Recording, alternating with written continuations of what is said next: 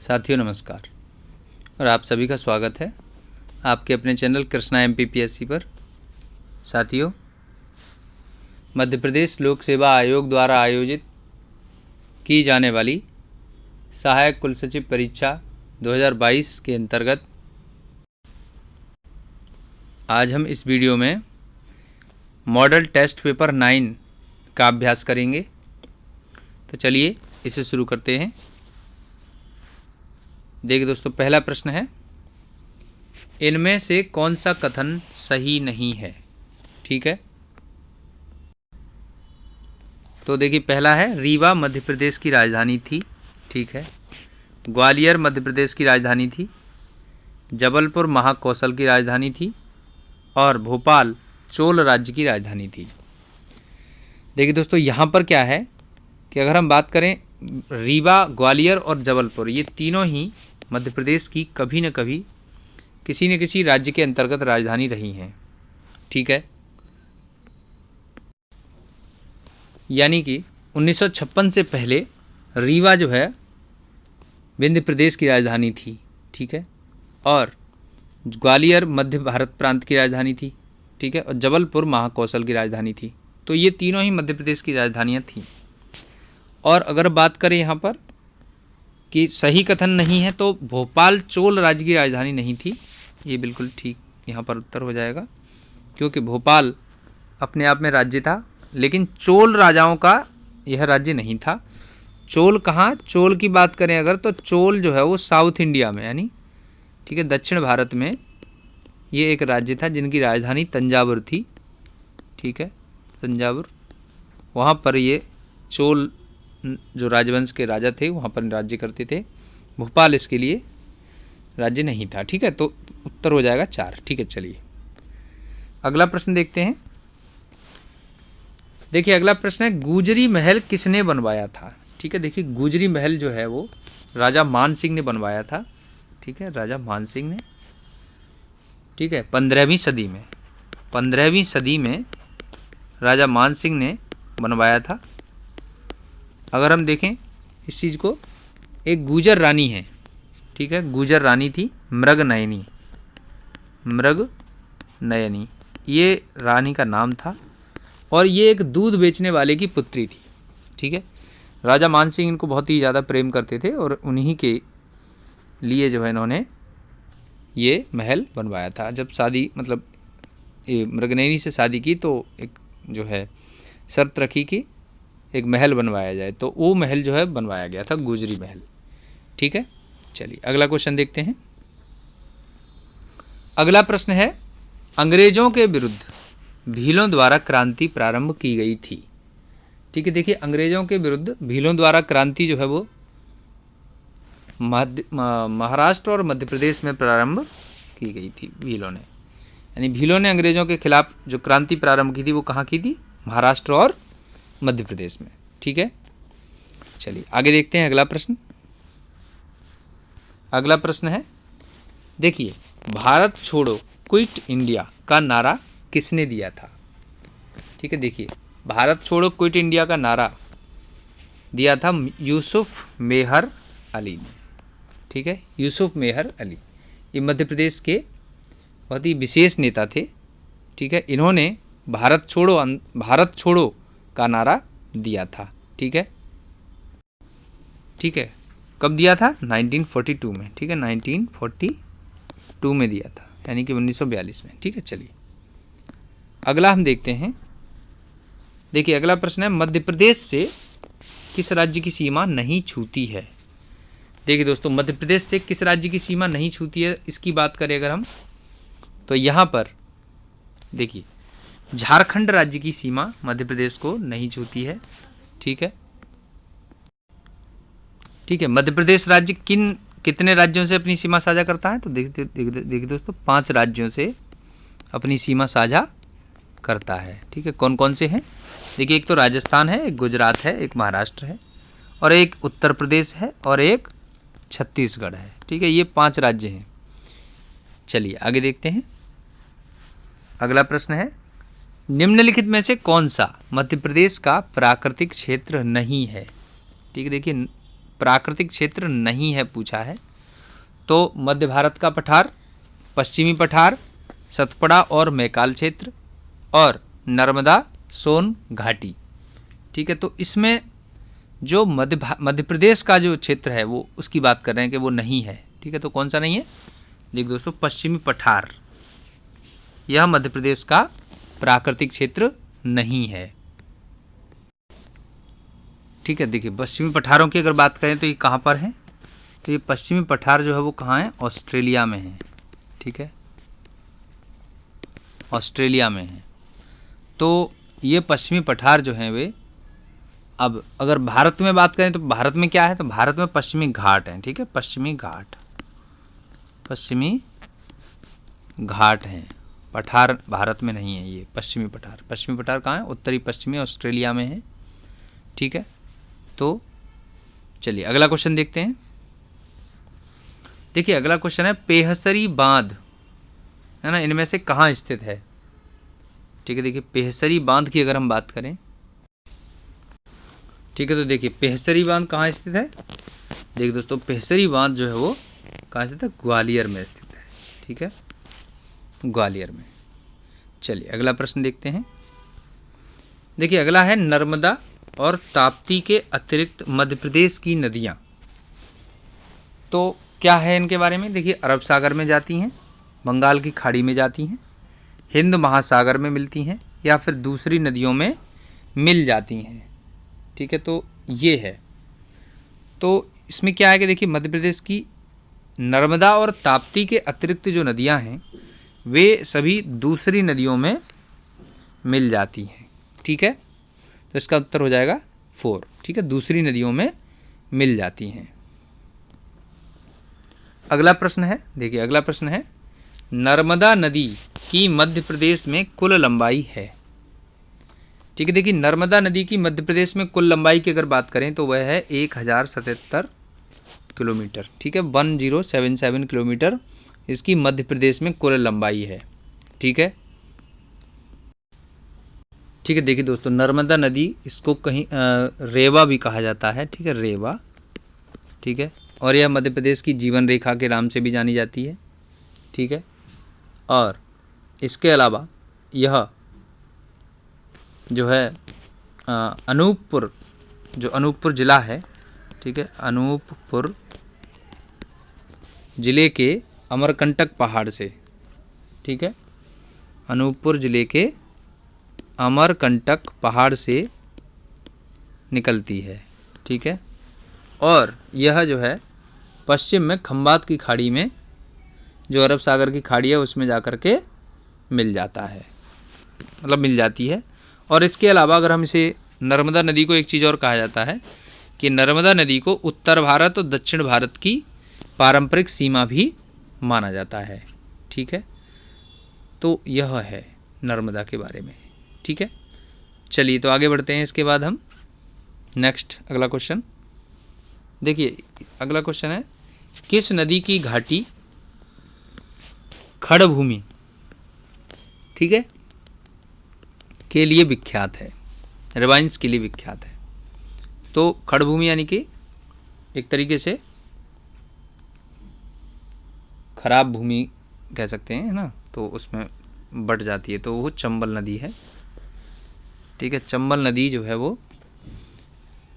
अपने बहने के दौरान कई हिस्सों में इस तरह से ऐसे ऐसे ऐसे ऐसे ऐसे ऐसे इस तरह से निकलती हुई जाती है, तो इसे खड़भूमि कहते हैं। ठीक है, चलिए अगला देखते हैं। देखिए अगला प्रश्न है तापक्रम के आधार पर मध्य प्रदेश का अधिकांश भाग किस तापीय वर्ग में आता है? ठीक है, देखिए मध्य प्रदेश किस वर्ग में आता है? तो मध्य प्रदेश आता है अति तापीय वर्ग में। ठीक है, बहुत तेज़ धूप यहाँ पर पड़ती है, बहुत इसका टेम्परेचर जो है वो, ठीक है, 45 के पार ही रहता है, तो ये अति तापीय वर्ग में आता है। ठीक है, चलिए अगला देखते हैं। अगला प्रश्न है, देखिए अगला प्रश्न है मध्य प्रदेश भूदान यज्ञ निरसन अधिनियम को में अधिनियमित किया गया था। ठीक है, कब अधिनियमित किया गया था? तो ये अधिनियमित किया गया था 1992 में, ठीक है, 1992 में, ठीक है। चलिए आगे देखेंगे अगला। देखिए मिशन फिंगरलिंग के साथ संबंधित है, ठीक है। देखिए मिशन फिंगरलिंग जो है वो मछली पालन के साथ संबंधित है, ठीक है। अगला देखते हैं। अगला प्रश्न है मध्य प्रदेश को के किस राष्ट्रीय उद्यान को प्रोजेक्ट टाइगर में सबसे पहले शामिल किया गया था। देखिए साथियों, प्रोजेक्ट टाइगर के ऊपर काफ़ी प्रश्न और काफ़ी बार प्रश्न पूछा गया है, इसलिए ये हमें याद करना होगा। कान्हा किसली राष्ट्रीय उद्यान है, ठीक है, ठीक है। तो कान्हा किसली जो है, अगर इसकी बात करें, मध्य प्रदेश का सबसे बड़ा राष्ट्रीय उद्यान है और जो है 1 जून 1955 को, ठीक है, 1 जून 1955 को इसे राष्ट्रीय उद्यान घोषित किया गया था, ठीक है। और अगर बाघ अभयारण्य की बात करें तो इसे 1973 में घोषित किया गया था, ठीक है। इसके अलावा यह कहाँ है, यह देखिए बालाघाट में है, बालाघाट और मंडला में विस्तारित है, ठीक है। चलिए आगे देखेंगे अगला प्रश्न। देखिए अगला प्रश्न है किस वर्ष भोपाल में भारतीय वन प्रबंधन संस्थान स्थापित किया गया था, ठीक है। तो भारतीय वन प्रबंधन संस्थान जो है वो भारतीय वन प्रबंधन संस्थान भोपाल में 1982 में स्थापित किया गया था, ठीक है। चलिए अगला देखते हैं, अगला प्रश्न क्या है। देखिए साथियों अगला प्रश्न है, देखिए निम्नलिखित में से किस स्थान पर विंध्याचल थर्मल पावर स्टेशन स्थित है, ठीक है। तो विंध्याचल थर्मल पावर स्टेशन की अगर बात करें तो यह सिंगरौली में स्थित है, ठीक है। सिंगरौली को हम मध्य प्रदेश की ऊर्जा राजधानी के नाम से जानते हैं, ठीक है, मध्य प्रदेश की ऊर्जा राजधानी, ठीक है। चलिए अगला प्रश्न है, देखिए अगला प्रश्न देवास प्रसिद्ध है, ठीक है। देखिए देवास किस लिए प्रसिद्ध है, वस्त्र उद्योग के लिए, शहद उत्पादन के लिए, करेंसी नोट की छपाई के लिए, या फिर सिक्के की ढलाई के लिए। देखिए साथियों मध्य प्रदेश में देवास जो है वो किस लिए प्रसिद्ध है, करेंसी नोट की छपाई के लिए, ये है, ठीक है। चलिए आगे देखेंगे अगला प्रश्न। देखिए ये है मैचिंग से संबंधित, ठीक है। देखिए match the following in the reference of Madhya Pradesh, ठीक है। मध्य प्रदेश के लिए इन चीज़ों को आप देखिए। भोज कहाँ के राजा थे, अगर हम देखें तो भोज धार के राजा थे, ठीक है, धार के, ठीक है। और अशोक की बात करें, देखिए अशोक कहाँ के राजा थे, तो अशोक जो थे वो उज्जैन के राजा थे, ठीक है। और इसके अलावा अगर हम बात करें, देखिए दुर्गावती, तो दुर्गावती जो थी वो गोंडवाना की रानी थी, गोंड रानी कहा जाता है इनको। और समुद्रगुप्त जो थे वो विदिशा के, ठीक है, राजा थे, विदिशा से संबंधित हैं। तो ये मैचिंग हो इस तरह से हम कर लेंगे, ठीक है। चलिए आगे देखेंगे अगला प्रश्न है, देखिए हमारा गांव हमारा राज्य निम्नलिखित से संबंधित प्रकाशन है, ठीक है। तो यह मध्य प्रदेश में जनजातीय कानून से संबंधित प्रकाशन है, ठीक है। हमारा गांव हमारा राज्य।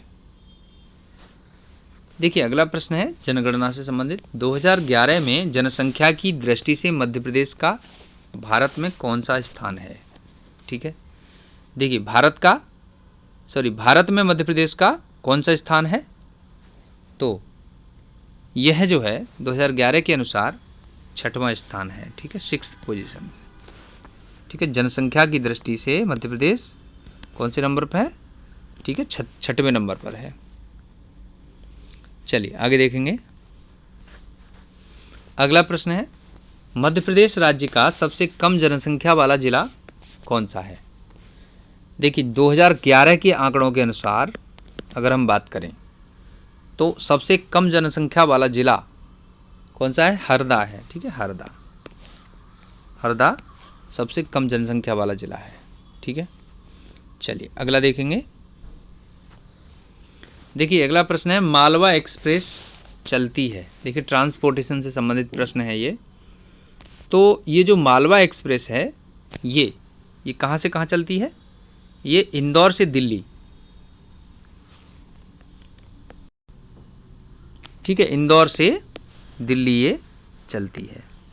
ठीक है, अगला देखेंगे। देखिए निम्नलिखित में से कौन सा राष्ट्रीय राजमार्ग नेशनल हाईवे मध्य प्रदेश राज्य से होकर नहीं गुजरता है? ठीक है, तो मध्य प्रदेश राज्य से होकर नहीं गुजरने वाला जो राजमार्ग है वो है NH8। ठीक है, नेशनल हाईवे 8। तो अब देखिए गुजर रहे हैं उनकी तो जानकारी हो कम से कम। नेशनल हाईवे 3 जो है वो आगरा, ग्वालियर, शिवपुरी, इंदौर, मुंबई। ठीक है, मतलब कि आगरा से मुंबई, ठीक है, ये जाता है और ये मध्य प्रदेश में से ग्वालियर, शिवपुरी, इंदौर से होकर गुजरता है। अगर NH12 की बात करें तो यह मध्य प्रदेश में जबलपुर, भोपाल और झालावाड़ से होते हुए, ठीक है, जबलपुर, ठीक है, जबलपुर, भोपाल, तो ये मध्य प्रदेश से गुजर रहा है, झालावाड़। ठीक है, और NH7 जो है वो देखिए बनारस, ठीक है, वाराणसी, और उसके बाद रीवा, ठीक है, और उसके बाद जो है वो यह जाता है कन्याकुमारी तक। ठीक है, कन्याकुमारी तक। इस तरह से ये जो हमारे नेशनल हाईवे हैं वे इस तरह से होकर के चलते हैं, ठीक, गुजरते हैं। ठीक है, देखिए अब हम बात करेंगे NH8 की। तो NH8 जो है वो दिल्ली मुंबई से कनेक्टिंग, ठीक है, मतलब जुड़ता है दिल्ली और मुंबई से। ठीक है, दिल्ली टू मुंबई, लेकिन MP से होकर के या मध्य प्रदेश से होकर नहीं गुजरता है, बल्कि यह जयपुर, ठीक है, जयपुर यानी कि हमारे राजस्थान, और अहमदाबाद पहुंचता है, यानी कि जो है ये गुजरात, अहमदाबाद, ठीक है, बड़ोदरा और मुंबई, इस तरह से होकर के ये चलता है, मतलब इस पर चला जाता है। तो यह है इस तरह से जो है NH8 मध्य प्रदेश से होकर के नहीं गुजरता है। अगला प्रश्न हम देखेंगे, भोपाल गैस ट्रेजेडी में जिस गैस का रिसाव हुआ था उसका नाम है। तो देखिए कौन सी है? Methyl isocyanate, sulphur dioxide, methyl isocyanide, या इनमें से कोई नहीं। देखिए दोस्तों, जो यह भोपाल गैस ट्रेजेडी है, अगर हम इसकी बात करें तो यह 2-3 दिसंबर, ठीक है, 1984 के समय में इस गैस का रिसाव हुआ था और बहुत सारे लोग मर गए थे। जहरीला रसायन है ये, ठीक है। तो इसका नाम क्या है? मिथाइल आइसोसाइनेट है, ठीक है, MIC बोलते हैं इसको। चलिए, अच्छा, उस समय मुख्यमंत्री कौन थे? उस समय मुख्यमंत्री अर्जुन सिंह थे, ठीक है, अर्जुन सिंह। चलिए आगे देखते हैं। अगला प्रश्न है, 12वीं पंचवर्षीय योजना की अवधि है, ठीक है, 12th 5-year प्लान। तो देखिए 12वीं पंचवर्षीय योजना की जो अवधि है वो है 2012 से 2017, ठीक है, और यह अंतिम पंचवर्षीय योजना है। अब तक के लिए देखा जाए तो यह अंतिम पंचवर्षीय योजना है, ठीक है। इसके बाद कोई पंचवर्षीय योजना का ऐलान नहीं किया गया है, ठीक है। चलिए आगे देखेंगे। उजाला योजना, देखिए उजाला योजना किससे संबंधित है? देखिए दोस्तों, उजाला योजना जो है वो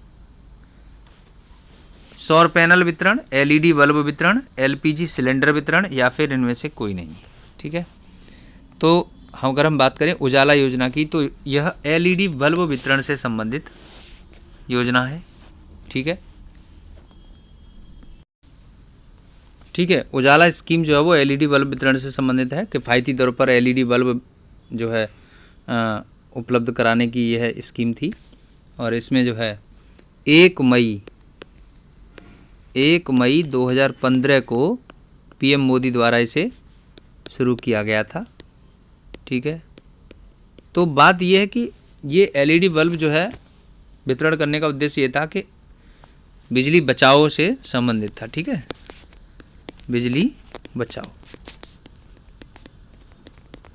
ये है उद्देश्य। चलिए आगे देखेंगे। एक कह रहे हैं कि मध्य प्रदेश के संदर्भ में निम्नलिखित को सुमेलित कीजिए। ठीक है, देखिए खनिज और जिला दिए गए हैं यहाँ पर।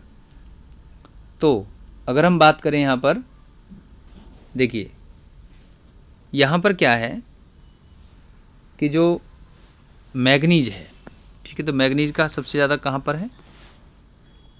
देखिए मैग्नीज सबसे ज़्यादा बालाघाट में ही उत्पन्न होता है।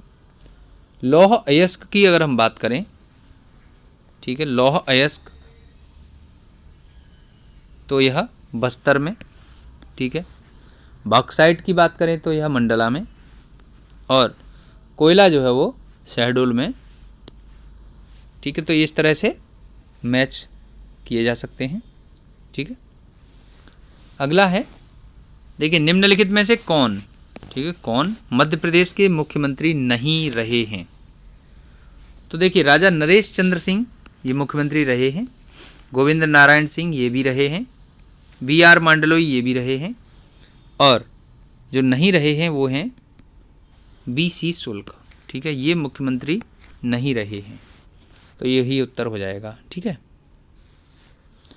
देखिए अगला प्रश्न है 29। ठीक है, देखिए भारतीय संविधान के अनुच्छेद 17 का संबंध है। तो भारतीय संविधान के अनुच्छेद 17 का संबंध किससे है? देखिए शिक्षा से, स्वास्थ्य से, अस्पृश्यता उन्मूलन से, या फिर खाद्य सुरक्षा से। तो अनुच्छेद 17 में अस्पृश्यता उन्मूलन से संबंधित प्रावधान किए गए हैं। ठीक है, छुआछूत का भेदभाव इस तरह से, ठीक है, इन सब चीज़ों से संबंधित है अनुच्छेद 17। अगला प्रश्न है, निम्नलिखित में से मध्य प्रदेश के लोक नृत्य का नाम है। देखिए दोस्तों, मध्य प्रदेश का लोक नृत्य इसमें कौन सा है? देखिए घूमरिया राजस्थान का है। ठीक है, बिहू असम का है, और अगर हम बात करें मध्य प्रदेश का तो वो मटकी है। ठीक है, चलिए अगला देखते हैं। अगला है, इंदिरा गांधी राष्ट्रीय जनजातीय विश्वविद्यालय कहाँ स्थित है? ठीक है, देखिए एक बार फिर से प्रश्न 30 को देखते हैं। मध्य प्रदेश के लोक नृत्य का नाम है, तो इसमें मैंने बताया मटकी यह मध्य प्रदेश का लोक नृत्य है, घूमरिया राजस्थान का है, और बिहू यह असम का है। ठीक है, और ये छूट गया इसमें एक राउत नाच। ठीक है, राउत नाच। ठीक है, तो ये कहाँ का लोक नृत्य है? इसको आप लोग कमेंट बॉक्स में इसका उत्तर दें कि राउत नाच कहाँ का लोक नृत्य है। ठीक है, चलिए अगला देखते हैं।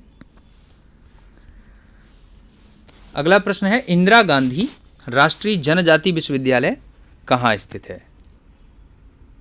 ठीक है, देखिए दोस्तों, इंदिरा गांधी राष्ट्रीय जनजाति है ना, ST यूनिवर्सिटी की बात कर रहे हैं। तो ये ST यूनिवर्सिटी कहाँ स्थित है मध्य प्रदेश में? तो यह अमरकंटक में स्थित है। ठीक है, अमरकंटक में। और अमरकंटक कहाँ पर है? तो हम जानते हैं अनूपपुर ज़िले में है। ठीक है, अनूपपुर ज़िले में है, और यहीं से नर्मदा नदी का उद्गम होता है। ठीक है, नर्मदा नदी मध्य प्रदेश में 1077 किलोमीटर बहती है। ठीक है, चलिए अगला देखते हैं। अगला प्रश्न है, मध्य प्रदेश में हिंदी भाषा में प्रकाशित होने वाला प्रथम अखबार है। ठीक है, देखिए हिंदी भाषा में पहला प्रकाशन की बात करें तो वो है मालवा अखबार था। ठीक है, मालवा अखबार कहाँ से प्रकाशित हुआ था? इंदौर से। ठीक है, इंदौर से प्रकाशित हुआ है, इंदौर से।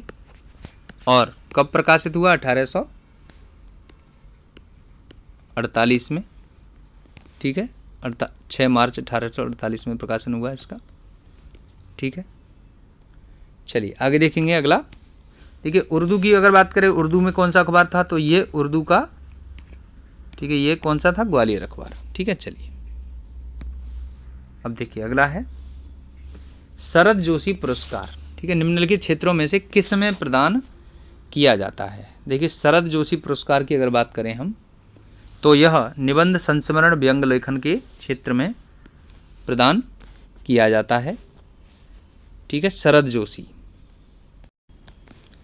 ठीक है, देखिए शरद जोशी जो थे वो भारतीय कवि थे और इनका जन्म उज्जैन में हुआ था। ठीक है, उज्जैन में जन्म हुआ था। कब हुआ था? 1931 में। ठीक है, और 1991 में इनकी मृत्यु हुई। ठीक है, ये चीज़ है। ठीक है, तो शरद जोशी के नाम पर जो है वो निबंध, संस्करण, व्यंग लेखन के रूप में मतलब के क्षेत्र में पुरस्कार प्रदान किया जाता है। ठीक है, अगला देखते हैं। निम्नलिखित में से कौन सा विश्व धरोहर स्थल नहीं है?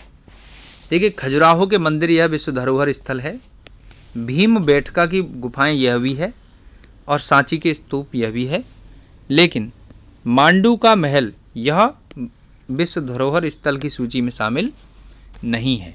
ठीक है, तो अगर हम बात करें यहाँ पर खजुराहो की, भीमबेटका की और सांची के स्तूप की, तो देखिए दोस्तों भीमबेटका की अगर बात करें तो मध्य प्रदेश के कहाँ पर है? ये रायसेन जिले में है। ठीक है, रायसेन जिले में है, और इनकी खोज जो है वो 1957-58 में, ठीक है, 57-58 के दौरान विष्णु श्रीधर वाकणकर द्वारा, ठीक है, विष्णु श्रीधर वाकणकर द्वारा की गई थी। ठीक है, और अगर हम बात करें यहाँ पर तो भीमबेटका को जो है वो यूनेस्को ने, ठीक है, यूनेस्को ने विश्व धरोहर स्थल की सूची में 2003 में शामिल किया था। ठीक है, चलिए इसके बाद आगे देखते हैं खजुराहो के मंदिर। ठीक है, देखिए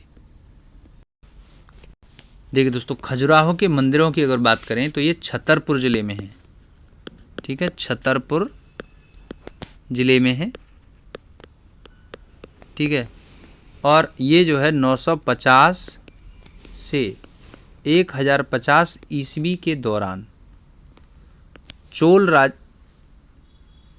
है ना, इनको जो है चंदेल राजवंश के राजाओं ने बनवाया था।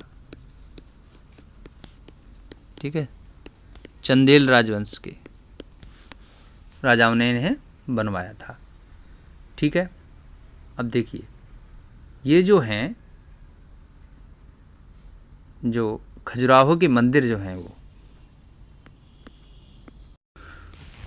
ठीक है, खजुराहो समूह के स्मारक मंदिरों को यूनेस्को ने, ठीक है, यूनेस्को ने अगर हम बात करें तो 1986 में 1986 में इसे विश्व विरासत स्थल की सूची में शामिल किया था। ठीक है, और इसे भारत के 7 आश्चर्यों में से एक माना जाता है। ठीक है, चलिए अगला देखते हैं। अगला इसमें बचा सांची का स्तूप। देखिए दोस्तों सांची का स्तूप जो है वो रायसेन जिले के एक शहर सांची, ठीक है, सांची नगर है यहाँ पर, तो सांची में स्थित है। ठीक है, सांची नगर में। तो अब देखिए ये है, अशोक ने इसे बनवाया था। ठीक है, अशोक ने इसका निर्माण करवाया था। ठीक है, अशोक ने इसका निर्माण कराया था। इसमें भगवान बुद्ध के कुछ अवशेष रखे हुए थे, और यह एक मतलब एक तरीके से देखा जाए तो अर्धगोलाकार ईंट निर्मित ढांचा था। ठीक है, तो ये है। अब देखिए इसको जो है हम बात करें अगर कि ठीक है, देखिए यूनेस्को ने सांची के स्तूप को अगर हम बात करें तो अपनी लिस्ट में कब शामिल किया, 1989 में। ठीक है, 1989 में इसको वर्ल्ड हेरिटेज साइट लिस्ट में शामिल किया गया था। ठीक है, और सांची की बात करते हैं अगर हम कि सांची के इस स्तूप को 1818 में खोजा गया था। ठीक है, चलिए अगला देखते हैं प्रश्न। देखिए अगला प्रश्न है यहाँ पे कि निम्नलिखित में से कौन सा सुमेलित नहीं है, यानी कि ये जिले दिए हैं और ये जनजातियाँ दी हैं। ठीक है, कौन सी जनजाति किस जिले में है, तो इसकी बात कर रहे हैं। देखिए साथियों, यहाँ पर छिंदवाड़ा में अगर हम बात करें तो भारिया। ठीक है, छिंदवाड़ा में भारिया। ठीक है, मंडला जो है वो, मंडला में क्या है, गोंड जनजाति है। ठीक है, झाबुआ में भील और शिवपुरी में सहरिया ये पाए जाते हैं। ठीक है, तो ये सभी सुमेलित इस तरह से होंगे। ठीक है, सुमेलित करने का प्रश्न था ये। ठीक है, सुमेलित हैं, सुमेलित कीजिए, ये प्रश्न है। ठीक है, सुमेलित कीजिए। चलिए अगला देखते हैं, अगला प्रश्न। देखिए अगला प्रश्न है, अजंता गुफाओं के सरीखी गुफाएं मध्य प्रदेश में कहाँ हैं। यानी अजंता की गुफाओं की तरीके की गुफाएं कौन सी कहाँ पर हैं, तो ये बाघ की गुफाएं हैं धार जिले में। ठीक है, बाघ की गुफाएं धार जिले में। अगला प्रश्न देखते हैं, मध्य प्रदेश के संबंध में निम्न में से क्या सुमेलित नहीं है। देखिए मध्य प्रदेश का राज्य की खेल मल्लखंब है, ये सही है। रूप सिंह स्टेडियम ग्वालियर में है, ये सही है। मध्य प्रदेश का सबसे बड़ा इंडोर स्टेडियम भोपाल में है। ठीक है,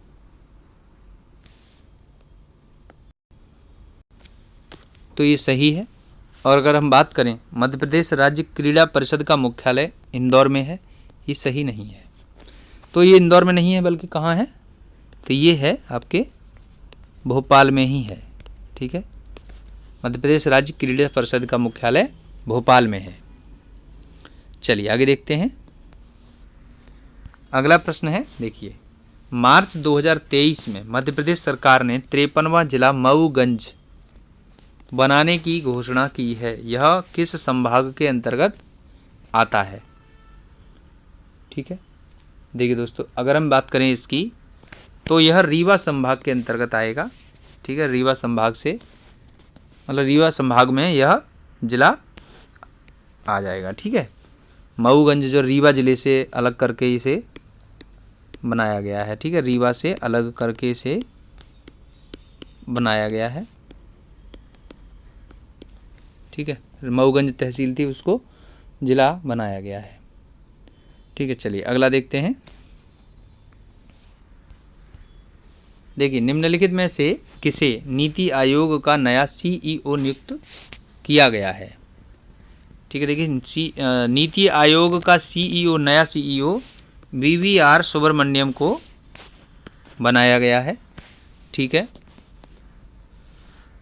अगला प्रश्न है, प्रधानमंत्री राष्ट्रीय बाल पुरस्कार 2023। ठीक है, 11 बालक बालिकाओं को प्रदान किया गया है, इस संदर्भ में क्या सत्य है। ठीक है, तो देखिए 11 बालक बालिकाओं की बात की गई है, तो ये किस तरह से बताया है। देखिए 5 लड़कियां हैं। ठीक है, और 6 लड़के हैं। ठीक है, 5 लड़कियां और 6 लड़के, तो पहला सही हो जाएगा। ठीक है, मध्य प्रदेश के किसी भी बालक को यह नहीं दिया गया है, या बालिका को नहीं दिया गया है। ठीक है, 2023 में। अगला प्रश्न है, देखिए अगला प्रश्न है, मुनीश्वर चंद्र डाबर को 2023 में पद्मश्री पुरस्कार से सम्मानित किया गया है, वह किस क्षेत्र से संबंधित हैं। ठीक है, तो देखिए दोस्तों मुनीश्वर चंद्र डाबर जो है वो चिकित्सा क्षेत्र से संबंधित हैं। ठीक है, डॉक्टर हैं। तो उन्होंने जो है बात करें 1971 में जो युद्ध हुआ था उस युद्ध के हमारे जो मरीज थे, मतलब हमारे, ठीक है, उन सब उनकी उन्होंने सेवा की थी। और ये अभी भी, ठीक है, जो है क्या करते हैं, एक तरीके से बहुत ही कम, ठीक है, डाबर की दवा, इस तरह से ये प्रसिद्ध है, मतलब डाबर की दवा के नाम से प्रसिद्ध है इनका, ठीक है। चलिए आगे देखेंगे अगला प्रश्न। देखिए अगला प्रश्न है, 28 जनवरी 2023 को नर्मदा जयंती महोत्सव 2023 का आयोजन कहाँ किया गया था? ठीक है, अब देखिए, ठीक है, देखिए दोस्तों, 28 जनवरी 2023 को नर्मदा जयंती महोत्सव 2023 का आयोजन कहाँ किया गया? नरसिंहपुर, हरदा, मुरैना, राजगढ़। ठीक है, तो इस प्रश्न का उत्तर आप कमेंट बॉक्स में दें। ठीक है, चलिए अगला प्रश्न देखते हैं। देखिए, मध्य प्रदेश में राम राजा लोक का निर्माण कहाँ किया जा रहा है? ठीक है, तो राम राजा लोक का निर्माण अगर हम बात करें तो, ठीक है, देखिए दोस्तों, तो राम राजा लोक के निर्माण की अगर हम बात करें तो यह जो है बनाया जा रहा है ओरछा में। ठीक है, ओरछा में इसका निर्माण किया जाएगा। तो जैसे महाकाल लोक का निर्माण किया गया है, ठीक है, महाकाल लोक ये कहाँ? उज्जैन में निर्माण किया जा रहा है ना, किया गया है। तो इसी तर्ज पर इसका निर्माण, राम राजा लोक का निर्माण भी ओरछा में किया जाएगा। ठीक है, ये कह रहे हैं, अगला क्वेश्चन है, धन्यवाद इंदौर समारोह का आयोजन कब किया गया है? ठीक है, देखिए, धन्यवाद इंदौर समारोह, ठीक है, तो धन्यवाद इंदौर समारोह का आयोजन 23 जनवरी 2023 को किया गया था। ठीक है, अगला है, मध्य प्रदेश का पहला थैला एटीएम कहाँ शुरू किया गया है? देखिए दोस्तों, मध्य प्रदेश का पहला थैला एटीएम जो है वो इंदौर में, ठीक है, इंदौर में स्थापित किया गया है। तो इसमें क्या है कि 10 रुपये डालते ही, ठीक है, एक थैला इसमें से निकल आएगा एटीएम से। ठीक है, तो इसे जो है थैला एटीएम कहा गया है। ठीक है, तो ये कहाँ स्थापित है? तो यह जो है इंदौर में। चलिए अगला है, निम्नलिखित में से कौन सा कृत्रिम बुद्धि का अनुप्रयोग नहीं है? ठीक है, आर्टिफिशियल इंटेलिजेंस का उपयोग नहीं है। फेस रिकॉग्निशन सिस्टम ये है, चैटबॉट्स यह भी है, लिडार यह भी है, डीबीएमएस नहीं है। ठीक है, डीबीएमएस ये आंसर हो जाएगा, डीबीएमएस को कहते हैं डेटाबेस मैनेजमेंट सिस्टम। ठीक है, यह एआई का उपयोग नहीं है। ठीक है, अगला देखते हैं। देखिए, ई गवर्नेंस में G2C को संबंधित करता है। ठीक है, G2C, देखिए, G फॉर होता है गवर्नमेंट और C फॉर होता है सिटीजन। ठीक है, तो सरकार से नागरिक, ये उत्तर हो जाएगा इसका। ठीक है, चलिए अगला देखते हैं। हाल ही में 7वां अंतर्राष्ट्रीय धर्म धम्म सम्मेलन कहाँ आयोजित किया गया है? ठीक है, ठीक है, देखिए, 7वां अंतर्राष्ट्रीय धर्म धम्म सम्मेलन कहाँ आयोजित किया गया था? भोपाल में। ठीक है, भोपाल में आयोजित। ठीक है, और ये कब किया गया था? देखिए दोस्तों, ये जो है 3 से 5 मार्च, ठीक है, 3 से 5 मार्च 2023 को किया गया था। ठीक है, कहाँ किया गया था? भोपाल में। कहाँ? कुशाभाऊ ठाकरे सभागार में। ठीक है, चलिए अगला देखते हैं। अगला प्रश्न है, देखिए, मेड़ पर पेड़ एक पहल है। ठीक है, तो मेड़ पर पेड़ एक पहल है, यानी कि एग्रो वानिकी। ठीक है, एग्रो वानिकी का एक ये पहल है। जैसे इस तरह से 2 खेत हैं, एक ये खेत है और एक ये खेत है। ठीक है, तो ये जो मेड़ है इस पर, इसको मेड़ कहते हैं। ठीक है, और इस मेड़ पर पेड़ लगाने की बात की गई है, तो ये एक पहल है अपने आप में। तो इसको हम क्या कहते हैं? एग्रो वानिकी कहते हैं। ठीक है। चलिए अगला प्रश्न हम देखते हैं। देखिए, निम्नलिखित में से कौन सा नाम सामान्यतः साड़ी के लिए प्रयोग नहीं होता है। देखिए दोस्तों, मध्य प्रदेश में चंदेरी साड़ियाँ हैं और महेश्वरी साड़ियाँ भी है, ठीक है, महेश्वरी भी साड़ियाँ हैं। तो इन दोनों प्रकार की साड़ियों को क्या है, जीआई टैग दिया गया है, ठीक है। मुरादाबादी, बनारसी, कांजीवरम। देखिए दोस्तों, बनारसी, कांजीवरम ये भी साड़ियाँ हैं, लेकिन मुरादाबादी ये साड़ियाँ नहीं होती हैं, ठीक है। मुरादाबाद जो है वो उत्तर प्रदेश का एक ज़िला है, यूपी का ज़िला, ठीक है, और इसे पीतल नगरी के नाम से जाना जाता है, ठीक है, पीतल नगरी के नाम से जाना जाता है। पीतल के बने उत्पाद यहाँ पर बहुत ही ज़्यादा प्रसिद्ध हैं, ठीक है। चलिए अगला देखते हैं। देखिए दोस्तों, पहला प्रश्न यहाँ पर यानी 51वां है, यह पेपर बी यानी सॉरी इस पेपर के पार्ट बी का पहला प्रश्न है। 10 + 2 + 3, ठीक है, 10 + 2 + 3 की शैक्षिक संरचना का सुझाव प्रथमतः किसने दिया। तो 10 + 2 + 3 की शैक्षिक संरचना का सुझाव सबसे पहले कोठारी कमीशन ने दिया था, ठीक है। देखिए दोस्तों, कोठारी कमीशन की बात, ठीक है। देखिए, कोठारी कमीशन जो है वो डॉक्टर DS कोठारी यानी कि दौलत सिंह कोठारी की अध्यक्षता में 1964 में गठित किया गया था, ठीक है। और इन्हें जो है इस आयोग को कोठारी आयोग के नाम से जाना जाता है, और उस समय यानी कि 64 में विश्वविद्यालय अनुदान आयोग के अध्यक्ष डॉक्टर DS कोठारी ही थे, ठीक है। तो इस आयोग ने अपना कार्य या अपनी रिपोर्ट 1966 में प्रस्तुत कर दी थी, ठीक है। चलिए आगे देखेंगे। अगला क्वेश्चन है, UGC के वर्तमान अध्यक्ष हैं। देखिए दोस्तों, UGC के वर्तमान अध्यक्ष की बात करें तो M जगदीश कुमार इसके वर्तमान अध्यक्ष हैं, ठीक है, प्रोफेसर ममी डाला जगदीश कुमार, और इन्हें UGC के अध्यक्ष के तौर पर दूसरी बार चुन लिया गया है, ठीक है, दूसरी बार इन्हें कार्यकाल दिया गया है, ठीक है। चलिए, इनसे पहले डॉक्टर जो मतलब M जगदीश कुमार हैं, प्रोफेसर M जगदीश कुमार, इनसे पहले कौन थे, इनसे पहले थे डॉक्टर DP सिंह, ठीक है। चलिए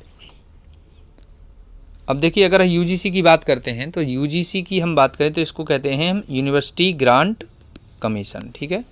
1953 में ये सबसे पहले अस्तित्व में आया, और 1956 में इसको संसदीय अधिनियम से एक सांविधिक निकाय का दर्जा दे दिया गया था, ठीक है। और इसके अलावा UGC की बात करें तो इसका मुख्यालय कहाँ है, नई दिल्ली में है, ठीक है, नई दिल्ली में इसका मुख्यालय है, ठीक। चलिए देखिए, अगला क्वेश्चन है, NCTE का मुख्यालय कहाँ है, ठीक है। NCTE national council of teacher education जो हमारा है, इसका मुख्यालय कहाँ पर है, तो NCTE का मुख्यालय दिल्ली में है, ठीक है। चलिए देखिए, अगला क्वेश्चन है, कॉमनवेल्थ ऑफ लर्निंग की स्थापना किस वर्ष की गई थी, ठीक है। तो कॉमनवेल्थ ऑफ लर्निंग की स्थापना की बात करें तो 1988 में इसकी स्थापना की गई थी, ठीक है। कॉमनवेल्थ ऑफ लर्निंग जो राष्ट्रमंडल देश हैं उन सभी के बीच में दूरस्थ शिक्षा को, ठीक है, दूरस्थ शिक्षा को बढ़ावा देने के लिए, ठीक है, के लिए। अब इसका मुख्यालय देखिए कहाँ पर है, कनाडा में है, ठीक है, वैंकूवर कनाडा। चलिए अगला प्रश्न है, संयुक्त राष्ट्र संघ का प्रधान कार्यालय कहाँ स्थित है। देखिए दोस्तों, संयुक्त राष्ट्र संघ जिसको हम UNO कहते हैं, ठीक है, UNO, ठीक है, इसकी स्थापना 1945 में की गई थी, ठीक है। तो इस संयुक्त राष्ट्र संघ का मुख्यालय जो है वो कहाँ पर है, न्यूयॉर्क में स्थित है, ठीक है, न्यूयॉर्क अमेरिका में। अगला देखिए, अगला जो है देखिए 2022 की मानव विकास रिपोर्ट का विषय क्या था। देखिए दोस्तों 2022 की मानव विकास रिपोर्ट यानी कि ह्यूमन डेवलपमेंट रिपोर्ट का थीम पूछा है। ठीक है, तो देखिए तो 2022 में था नव मानव युग में मानव समाज के लिए नए खतरे। ठीक है, ये जो है किसका है, ये 2022 का है। ठीक है, देखिए साथियों अब इसमें एक बात हमें और जान लेनी होगी। 2022 में इस रिपोर्ट में भारत के स्थान की अगर बात करें तो भारत का स्थान इस समय 2022 में जो रिपोर्ट आई है उसमें 132 हो गया है। ठीक है, जो कि इससे पहले 130वें नंबर पे था, तो 2 स्थान की गिरावट के साथ यह 132 नंबर पे पहुंच गया है। ठीक है, तो ये गिरावट है। ठीक है, चलिए आगे देखेंगे अगला क्वेश्चन हम इसमें।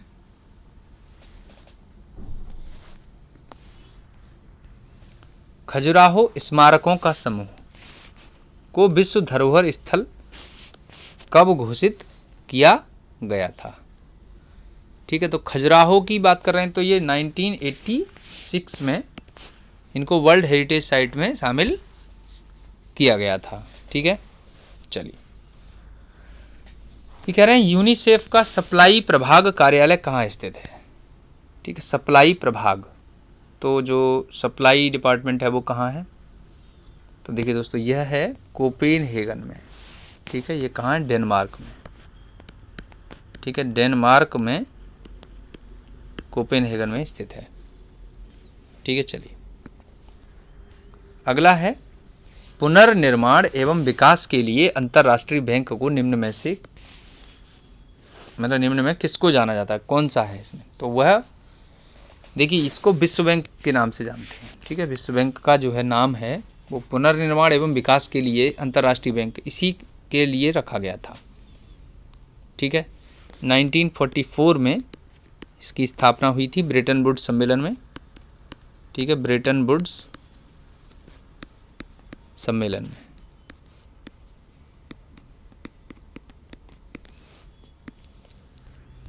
अगला है देखिए इससे पहले एक चीज़ और है कि विश्व बैंक के अध्यक्ष की बात कर लेते हैं। ठीक है, देखिए अध्यक्ष,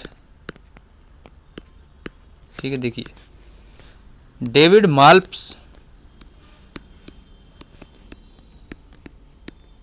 इसके अध्यक्ष 30 जून तक हैं। ठीक है, 30 जून तक 2023 तक, और इसके पश्चात अजय बंगा, ठीक है, अजय सिंह बंगा इसके नए अध्यक्ष नियुक्त कर दिए गए हैं।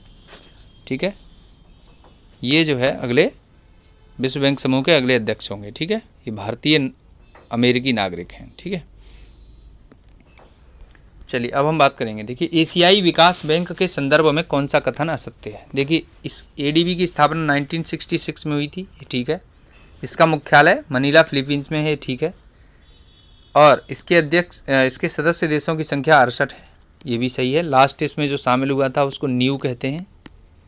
ठीक है, लास्ट देश जो शामिल हुआ उसको न्यू कहते हैं। इसके वर्तमान अध्यक्ष कैथरीन एम रसेल हैं। ये सही नहीं है। ठीक है, कैथरीन एम रसेल इसके अध्यक्ष नहीं है। इसके अध्यक्ष कौन है, एम असाकावा। ठीक है, इसके अध्यक्ष जापान से हैं।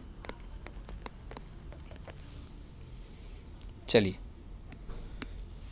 अगला हम देखते हैं यूजीसी को किस वर्ष संसद के एक अधिनियम द्वारा एक वैधानिक संस्था बनाया गया था। तो मैंने अभी बताया था कि 1953 में ये अस्तित्व में आया। ठीक है, अस्तित्व में आया, और 1956 में 1956 में से संसद ने अधिनियम बनाकर एक वैधानिक संस्था बना दिया था। अगला प्रश्न है राज्य लोक सेवा आयोग की सेवा शर्तों का निर्धारण कौन करता है। देखिए दोस्तों, राज्य लोक सेवा आयोग की सेवा शर्तों मतलब के सदस्यों की सेवा शर्तों का निर्धारण, ठीक है, राज्य लोक सेवा आयोग के सदस्यों और अध्यक्ष की सेवा शर्तों का निर्धारण कौन करता है, राज्यपाल महोदय करते हैं। ठीक है, संबंधित राज्य के राज्यपाल द्वारा की जाती हैं। ठीक है। चलिए अगला बात करते हैं। देखिए 63, राज्य सेवाओं से संबंधित नियमन कितने दिनों के लिए विधानसभा के समक्ष रखा जाता है? देखिए साथियों, ये 14 दिन के लिए रखा जाता है, ठीक है। अगला है, संघ लोक सेवा आयोग का संविधान में प्रावधान है। तो संघ लोक सेवा आयोग से संबंधित संविधान में अनुच्छेद 315 में प्रावधान किए गए हैं, ठीक है। और संघ लोक सेवा आयोग के साथ साथ राज्यों के लिए भी प्रावधान 315 में ही है। देखिए अगला है, राज्य लोक सेवा आयोग के अध्यक्ष व सदस्यों की नियुक्ति कौन करता है? देखिए राज्य लोक सेवा आयोग के सदस्यों की और अध्यक्ष की नियुक्ति कौन करता है? राज्यपाल महोदय द्वारा की जाती है, ठीक है। अगला हम देखेंगे। देखिए यहाँ पर कह रहे हैं कि लोक प्रशासन पर नियंत्रण के 3 प्रमुख साधन कौन से हैं? देखिए साथियों, लोक प्रशासन पर नियंत्रण के 3 प्रमुख साधन जो हैं वो व्यवस्थापिका, कार्यपालिका और न्यायपालिका, यही हैं, ठीक है। चलिए अगला देखते हैं। संसदीय नियंत्रण के तरीकों में सबसे लोकप्रिय तथा दैनंदिन तरीका कौन सा है? तो सबसे लोकप्रिय जो है वो प्रश्नकाल होता है, ठीक है। प्रश्न पूछ करके आप संसद पर नियंत्रण कर सकते हैं। अगला है, प्रशासन पर अपना प्रभावी नियंत्रण रखने के लिए एक नागरिक को बहुधा आवश्यकता होती है किस चीज़ की? देखिए उच्च स्तरीय शिक्षा की, उच्च स्तरीय राजनीतिक चेतना की, लोकहित भावना के समुचित स्तर की, या प्रशासकीय सिद्धांत के समुचित ज्ञान की। तो देखिए यहाँ पर क्या है कि प्रशासन पर अपना प्रभावी नियंत्रण रखने के लिए एक नागरिक को क्या ज़रूरत है? देखिए उच्च स्तरीय राजनीतिक चेतना की आवश्यकता है, ताकि वह समझ सके कि राजनीति यानी कि जो हमारे नेता हैं, जो भी हमारे प्रशासनिक अधिकारी और जो भी प्रशासन में या राज्य में चल रहा है वो क्या चल रहा है, तो उसके लिए उच्च स्तरीय राजनीतिक चेतना की आवश्यकता है, ठीक है। अगला है, भारत में लोकपाल व लोकायुक्त पदों की स्थापना के लिए सुझाव देने वाले आयोग का नाम क्या था? ठीक है, देखिए तो इसको सबसे पहले प्रशासनिक सुधार आयोग, ठीक है, ये ARC बोलते हैं इसको, ठीक है, ARC एडमिनिस्ट्रेटिव रिफॉर्म्स कमीशन, ठीक है। इसी कमीशन ने सबसे पहले लोकपाल एवं लोकायुक्त पदों की स्थापना के लिए सुझाव दिया था, ठीक है। चलिए आगे हम देखते हैं, प्रशासन पर कार्यपालिका के नियंत्रण का मुख्य उपकरण है। देखिए बजट निर्माण, यह प्रशासन पर है, नियंत्रण का साधन है। प्रशासकों की नियुक्ति, अनुशासनात्मक कार्यवाही और उपरोक्त सभी। तो देखिए दोस्तों यहाँ पर क्या है, प्रशासन पर कार्यपालिका के नियंत्रण का मुख्य उपकरण ये सभी हो जाएंगे, ठीक है। तो आंसर उपरोक्त सभी होगा।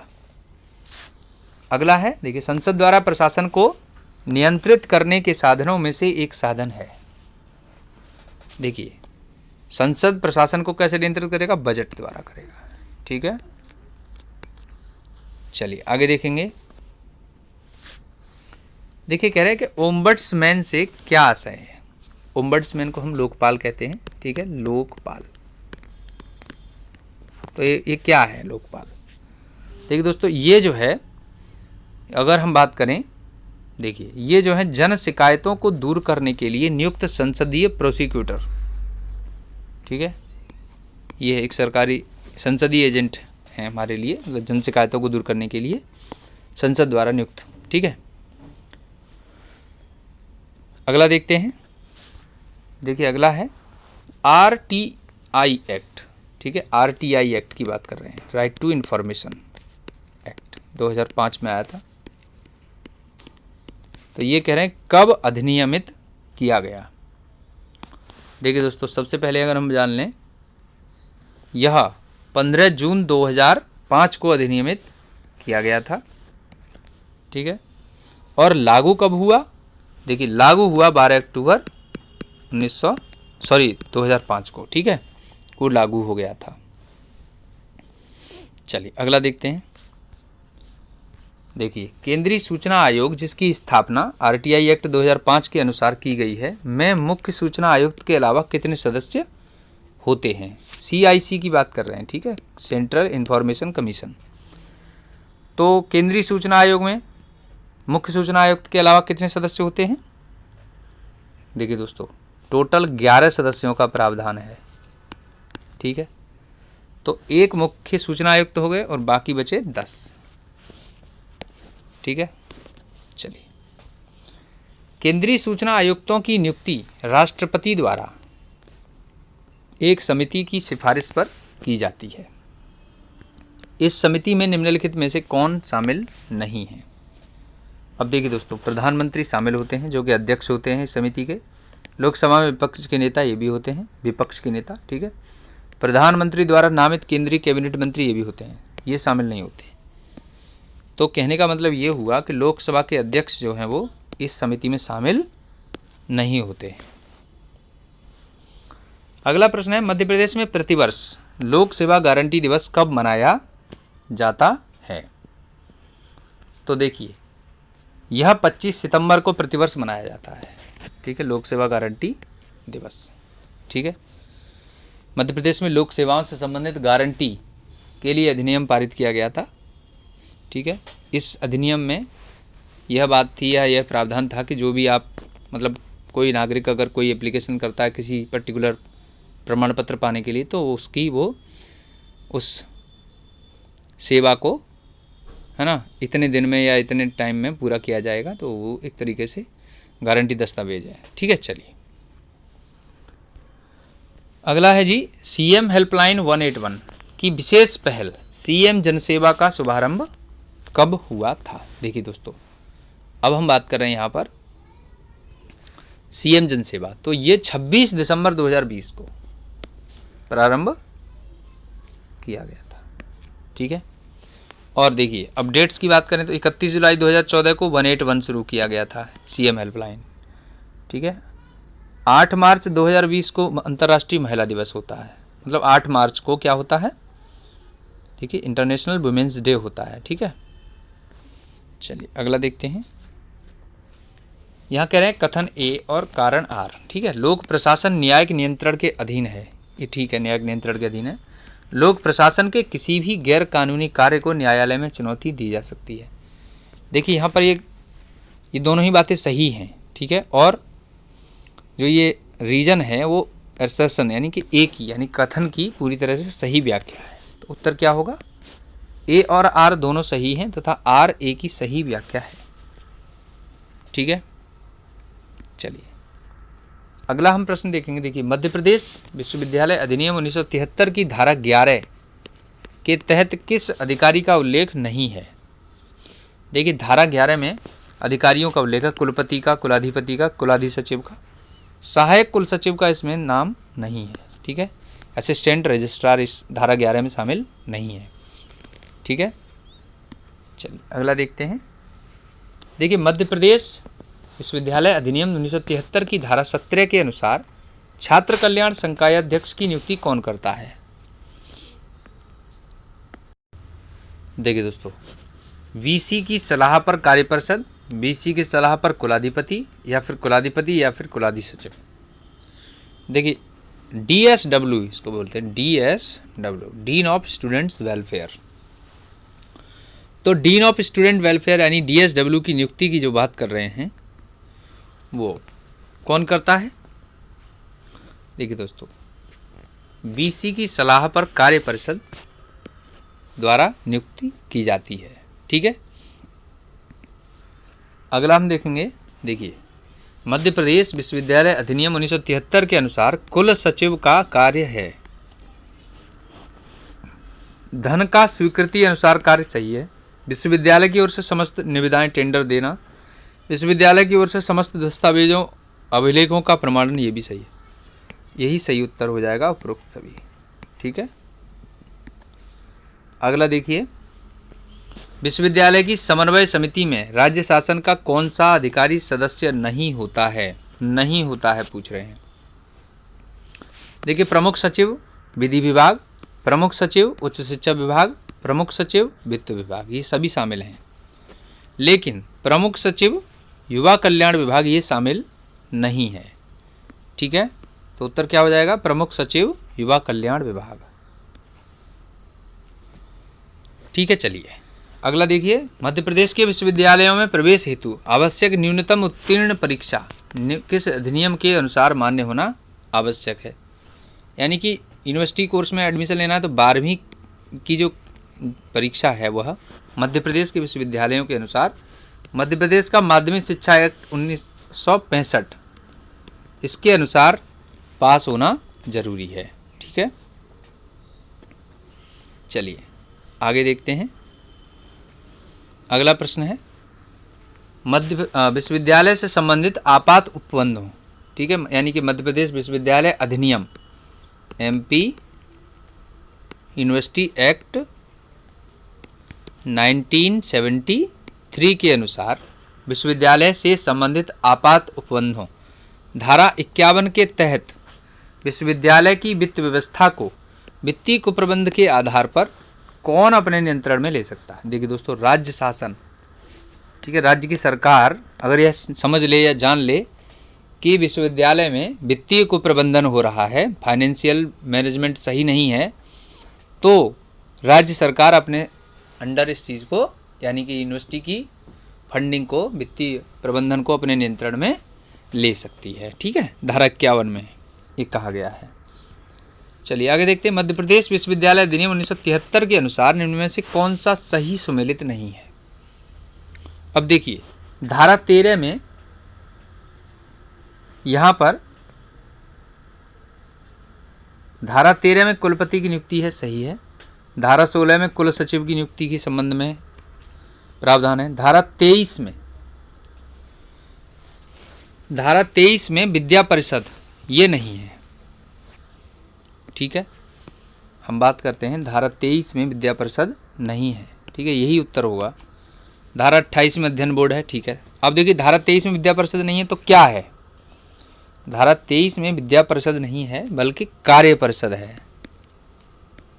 ठीक है, कार्य परिषद है। ठीक है, चलिए आगे देखते हैं। देखिए कह रहे हैं सभा, कार्य परिषद और विद्या परिषद की बैठक निम्न में से कौन आहूत करता है, कौन बुलाता है बैठक? ठीक है, देखिए तो ये कुलपति महोदय द्वारा बैठक बुलाई जाती हैं। ठीक है, BC साहब इसको बुलाते हैं। ठीक है, अगला है, देखिए अगला क्वेश्चन है हरि सिंह गौर विश्वविद्यालय सागर की स्थापना कब हुई? देखिए दोस्तों, हरि सिंह गौर विश्वविद्यालय की स्थापना 1946 में की गई थी। ठीक है, ये मध्य प्रदेश का पहला विश्वविद्यालय है। अगला देखिए, नानाजी देशमुख के नाम से जबलपुर में स्थित विश्वविद्यालय का नाम है। तो नानाजी देशमुख के नाम से जबलपुर में कौन सा कॉलेज है, मतलब यूनिवर्सिटी है? देखिए पशु चिकित्सा विज्ञान विश्वविद्यालय, ये यहाँ पर जबलपुर में है। अगला देखेंगे, प्रेमचंद सृजन पीठ कहाँ स्थापित है? ठीक है, तो ये कहाँ है? विक्रम विश्वविद्यालय उज्जैन में। ठीक है, ठीक है, देखिए हरि सिंह गौर विश्वविद्यालय सागर की अगर बात करें तो यह केंद्रीय दर्जा प्राप्त, ठीक है, सेंट्रल यूनिवर्सिटी यही है, सेंट्रल यूनिवर्सिटी। रानी दुर्गावती विश्वविद्यालय जबलपुर की अगर हम बात करें तो यहाँ पर सुभद्रा कुमारी चौहान सृजन पीठ, ठीक है, यहाँ पर स्थित है।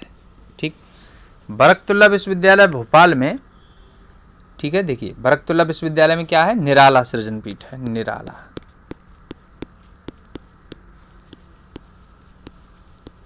सृजन पीठ स्थापित है। ठीक है, अब अगर हम बात करें, देखिए यहाँ पर अटल बिहारी वाजपेयी हिंदी विश्वविद्यालय है। ठीक है, देखिए, ठीक है। देखिए दोस्तों, अटल बिहारी वाजपेयी हिंदी विश्वविद्यालय भोपाल, और यहाँ पर महादेवी वर्मा सृजन पीठ यहाँ पर प्रस्तावित है। ठीक है, चलिए अगला देखते हैं। निम्न में से कहाँ, ठीक है, कहाँ इंक्यूबेशन सेंटर स्थापित नहीं है? तो देखिए दोस्तों, इंक्यूबेशन सेंटर देखिए कहाँ स्थापित नहीं है, तो बुरहानपुर में स्थापित नहीं है। ठीक है, इंदौर, ग्वालियर, रीवा, इन तीनों जगहों पर, ठीक है, जो यूनिवर्सिटीज़ हैं, ठीक है, उन सब में जो है ये इंक्यूबेशन सेंटर स्थापित किए जाने का बजट 2022 में प्रस्ताव किया गया था। ठीक है, 2022 के बजट में कहा गया था। चलिए अगला देखेंगे। मध्य प्रदेश में गांव की बेटी योजना के अंतर्गत प्रत्येक छात्रा को उच्च शिक्षा के लिए दी जाने वाली छात्रवृत्ति की धनराशि है।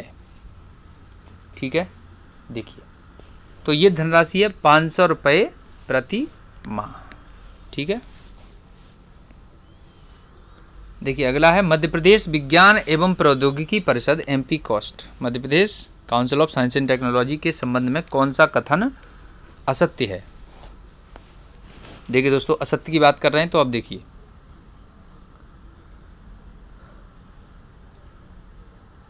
इसकी स्थापना 1981 में की गई थी। इसका पदेन अध्यक्ष मुख्यमंत्री होता है। इसमें 51 सदस्यीय आम सभा होती है। इसका उद्देश्य समाज में वैज्ञानिक दृष्टिकोण का प्रचार प्रसार करना है। देखिए दोस्तों, यहाँ पर क्या है,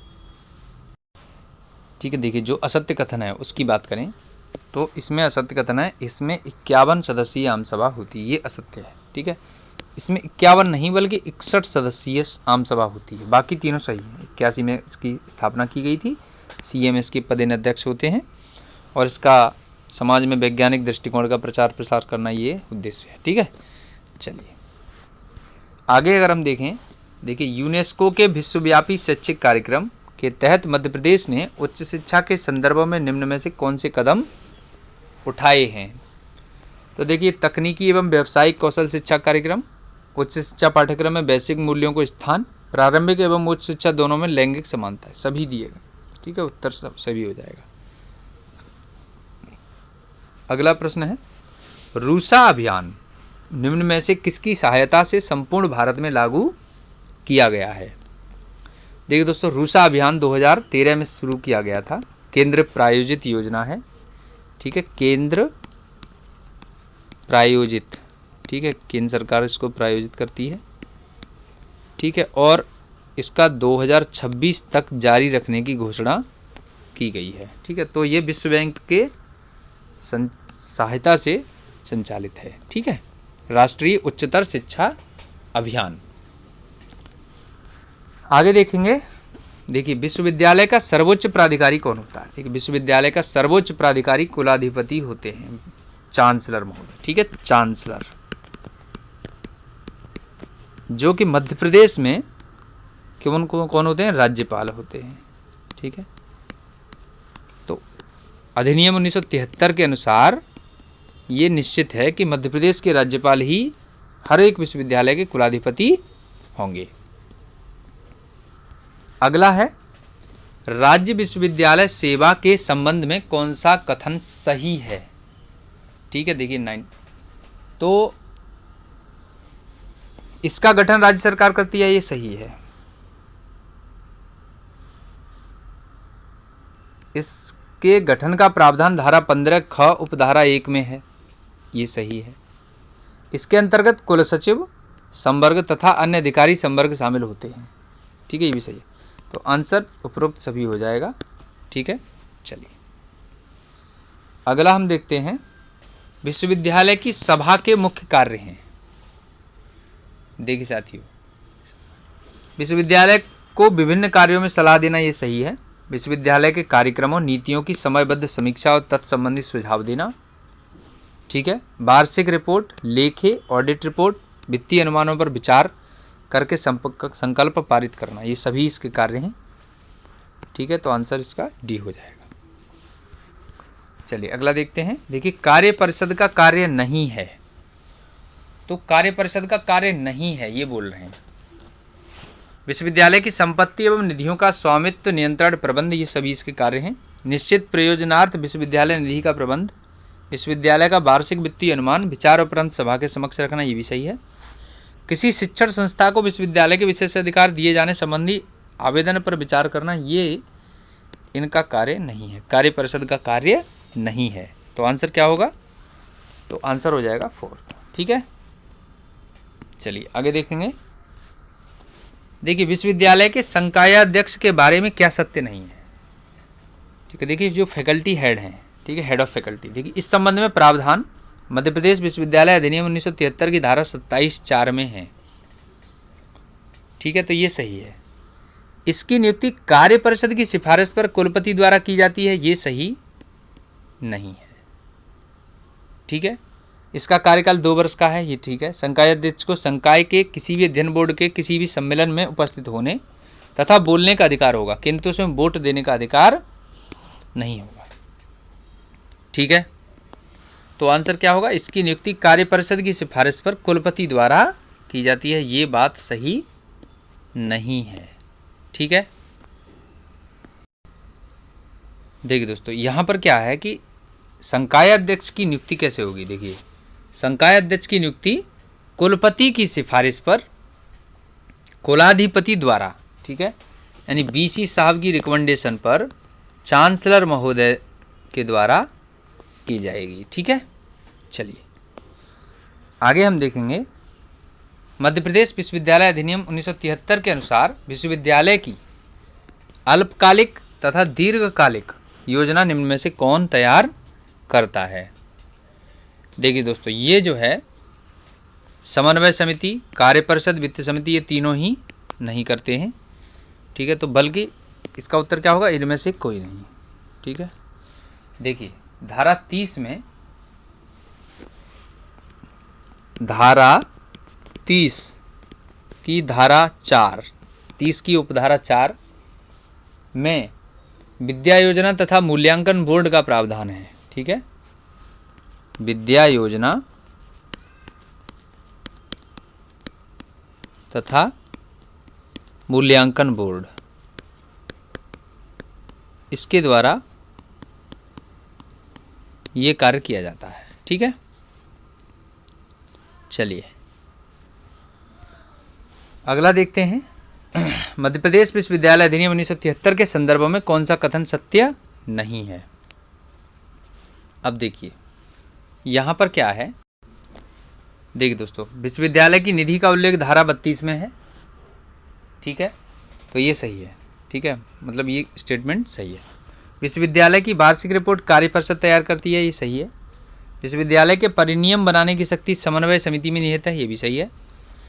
विश्वविद्यालय के अध्ययन बोर्ड की अवधि 5 वर्ष होगी, परंतु बोर्ड के विद्यार्थी सदस्य की पदावधि 3 वर्ष होगी, तो ये गलत है। ठीक है, देखिए यहाँ पर क्या है, अध्ययन बोर्ड की अवधि कितनी होगी? 3 वर्ष होगी।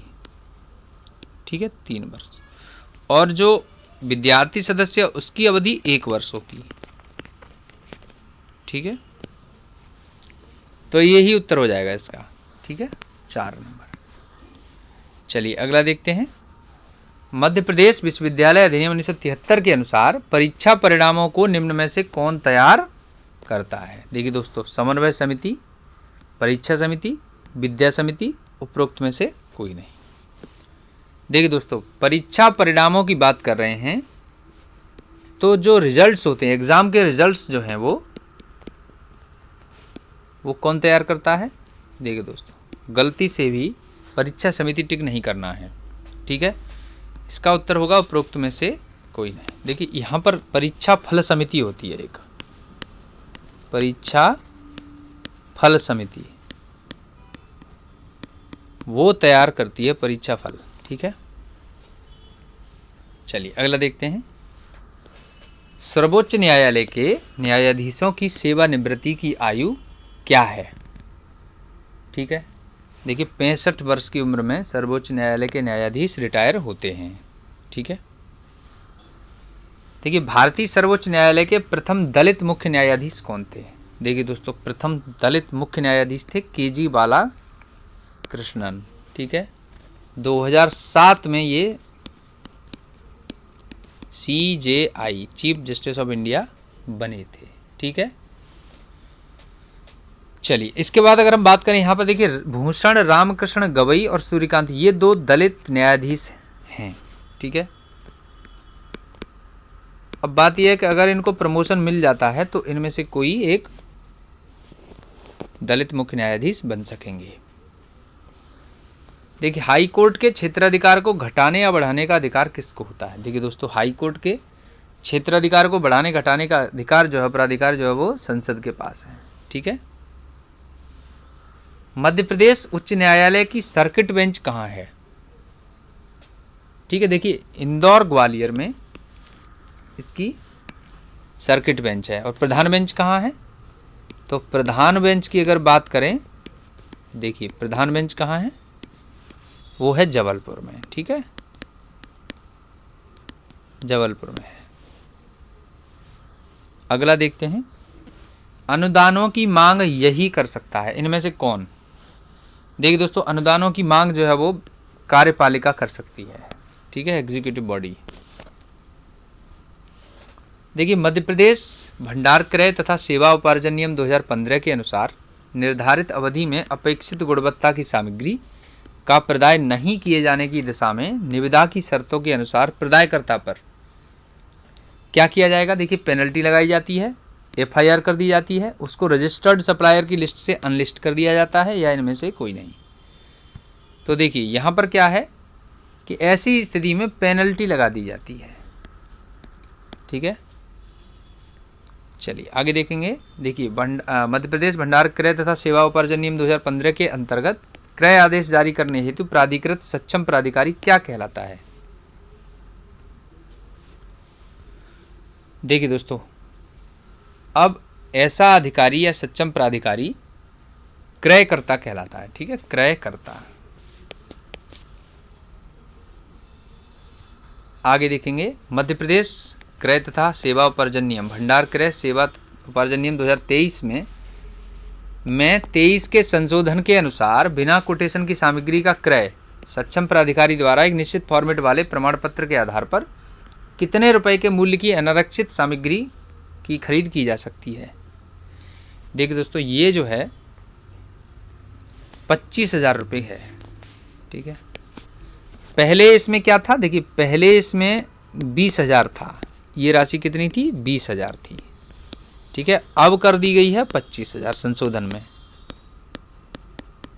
ठीक है, चलिए मध्य प्रदेश राज्य का पहला वित्त आयोग कब गठित किया गया था? ठीक है, देखिए पहला वित्त आयोग जो है वो 1994 में गठित किया गया था। और पहले वित्त आयोग के अध्यक्ष कौन थे? देखिए डॉक्टर सवाई सिंह सिसोदिया थे। ठीक है, सवाई सिंह सिसोदिया। ठीक है, चलिए अगला हम देखें। देखिए 15वां केंद्रीय वित्त आयोग के बारे में निम्न में से कौन सा कथन सही नहीं है? देखिए 2017 में भारत सरकार द्वारा 15वें वित्त आयोग की नियुक्ति की गई थी, तो ये सही है। श्री N.K. सिंह इसके अध्यक्ष हैं, ये भी सही है। आयोग की सिफारिशें 2021 से 26 की 5 वर्षीय अवधि को कवर करेंगी, ये भी सही है। आयोग को 30 अगस्त 2020 तक अपनी रिपोर्ट देने को कहा गया था, तो दोस्तों ये गलत है। ठीक है, ये इसमें गलत है। ठीक है, तो आंसर इसी का 4 ही हो जाएगा। ठीक है, आगे देखेंगे। देखिए मध्य प्रदेश बजट 2023-24 में सरकार ने कुल कितनी खर्च का अनुमान प्रस्तुत किया है? तो देखिए 45.03 लाख करोड़ रुपए का अनुमान प्रस्तुत किया है। आगे है, मध्य प्रदेश बजट 2023-24 में मोटा अनाज को क्या नाम दिया गया है? देखिए दोस्तों, मोटा अनाज को श्री अन्न के नाम से कहा गया है। ठीक है, अगला है, प्रबंध अंकेक्षण के अंतर्गत किसकी जांच होती है? देखिए दोस्तों, प्रबंध अंकेक्षण के अंतर्गत उच्च अधिकारियों के कार्यों की जांच की जाती है। ठीक है, उच्च अधिकारियों के।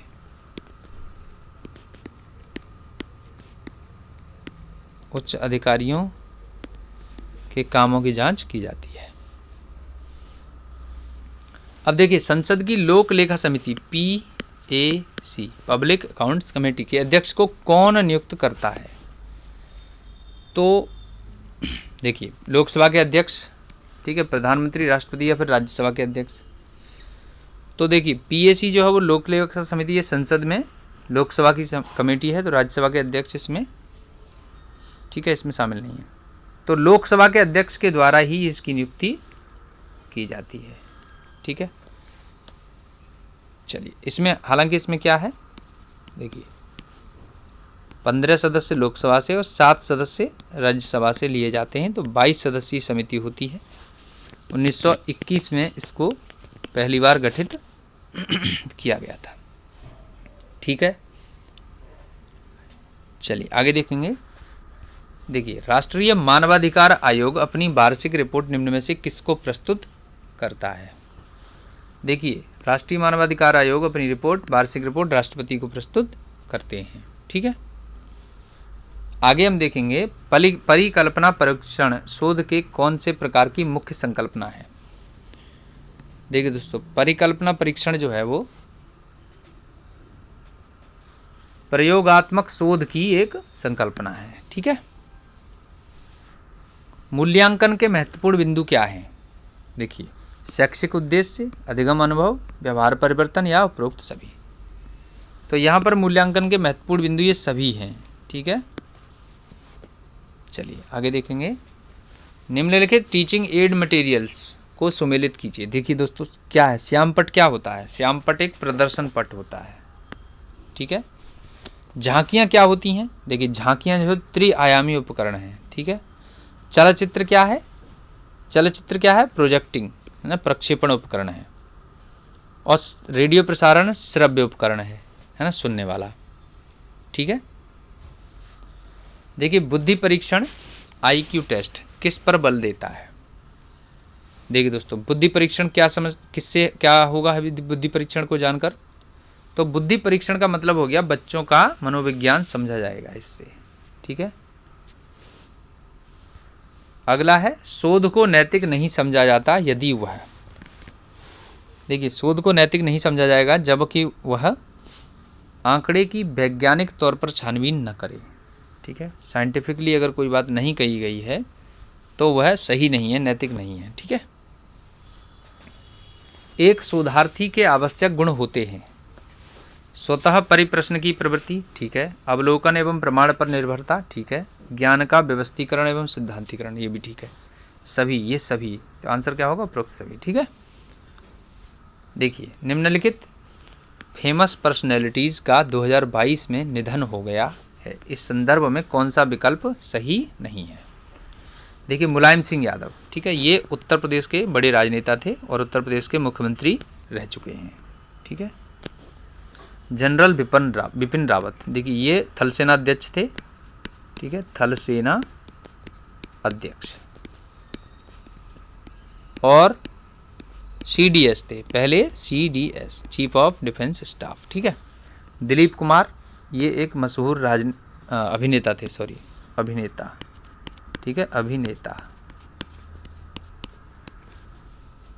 और लता मंगेशकर, ये जो है एक सिंगर थी, ठीक है, सिंगर। अब देखिए, इनमें सही विकल्प की बात कर रहे थे, तो अब देखिए क्या है, यहाँ पर देख रहे हैं कि 2022 में इनका निधन हुआ है, दिलीप कुमार का हुआ है, लता मंगेशकर का हुआ है। जनरल बिपिन रावत का निधन 2021 में हुआ था, ठीक है, दिसंबर में, तो यही सही नहीं है, ठीक है। बाकी 3 2022 में इनकी डेथ हुई है, ठीक है। चलिए आगे देखेंगे। देखिए, लता मंगेशकर फरवरी में इनकी डेथ हुई थी। चलिए आगे देखेंगे। निम्नलिखित में से जून 2017 में नवगठित ड्राफ्टिंग नेशनल एजुकेशनल पॉलिसी 2020 के अध्यक्ष कौन थे? देखिए दोस्तों, डॉक्टर के कस्तूरी रंगन, ठीक है, इनको जो है नेशनल एजुकेशनल पॉलिसी का अध्यक्ष, कमेटी का अध्यक्ष बनाया गया था, ठीक है। चलिए अगला है, नेशनल एजुकेशनल पॉलिसी 2020 के अनुसार 10+2 मॉडल शैक्षिक मॉडल को एक नए शैक्षिक पाठ्यक्रम प्रणाली के आधार पर विभाजित करने की बात कही गई थी। तो वह प्रणाली क्या है? देखिए दोस्तों, याद रखने की बात है 5+3+3+4 ये पैटर्न है। ठीक है, ये पैटर्न हमें याद रखना है। दूसरा अगला है राष्ट्रीय शिक्षा नीति 2020 में राष्ट्रीय मूल्यांकन केंद्र को किस नाम से प्रस्तावित किया गया है? ठीक है, देखिए इसको परख नाम से प्रस्तावित किया गया है। अगला है राष्ट्रीय शिक्षा नीति 2020 में परंपरागत ज्ञान को शिक्षा की किस शीर्षक के तहत समाहित, यानी कि भारत के परंपरागत ज्ञान को, तो उसको हम कैसे कहेंगे? यहाँ इसमें एनईपी 2020 में कैसे बताया गया है? तो देखिए साथियों, इसको बताया गया है भारत का ज्ञान। ठीक है, अगला है AFRC। ठीक है, प्रवेश एवं शुल्क विनियामक समिति के गठन के संबंध में क्या सत्य है? देखिए दोस्तों, यहाँ पर क्या है कि समिति का गठन राज्यपाल द्वारा किया जाएगा। ठीक है, अब देखिए समिति में वित्त, कानून, तकनीकी शिक्षा और चिकित्सा शिक्षा से संबंधित 4 एक्सपर्ट सदस्य के रूप में होते हैं। समिति के अध्यक्ष पूर्व सेवानिवृत्त न्यायाधीश होते हैं। समिति के सदस्यों का कार्यकाल 5 वर्ष होता है। देखिए साथियों, यहाँ पर क्या है, यहाँ पर समिति का गठन राज्यपाल द्वारा नहीं बल्कि राज्य सरकार द्वारा किया जाएगा।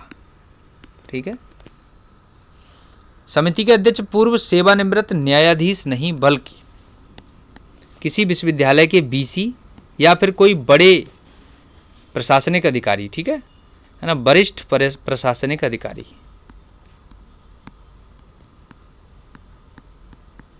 ठीक है, यानी कि अगर हम कहें तो राज्य सरकार में वह सचिव पद पर रह चुके हों, और केंद्र सरकार की बात करें तो वह संयुक्त सचिव के पद पर रह चुके हों। ठीक है, तो इस तरह से है।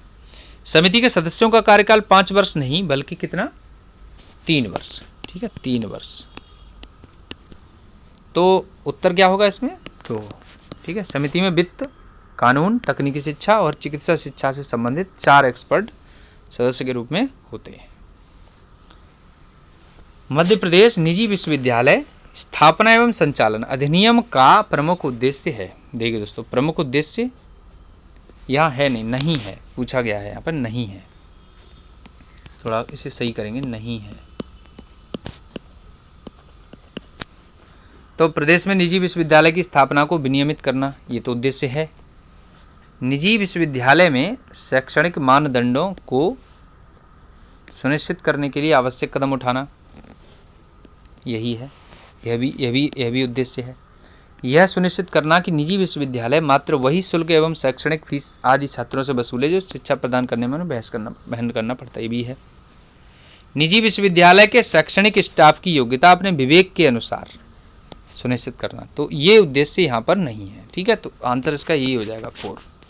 ठीक है, ठीक, वह अपने विवेक के अनुसार इसको नहीं सेट करेंगे। ठीक है, चलिए आगे देखेंगे। देखिए मध्य प्रदेश AFRC, ठीक है, अधिनियम 2007 क्रमांक 21 में संशोधन किस वर्ष में हुआ? तो देखिए दोस्तों, इसमें जो संशोधन है वो 2013 में हुआ था। ठीक है,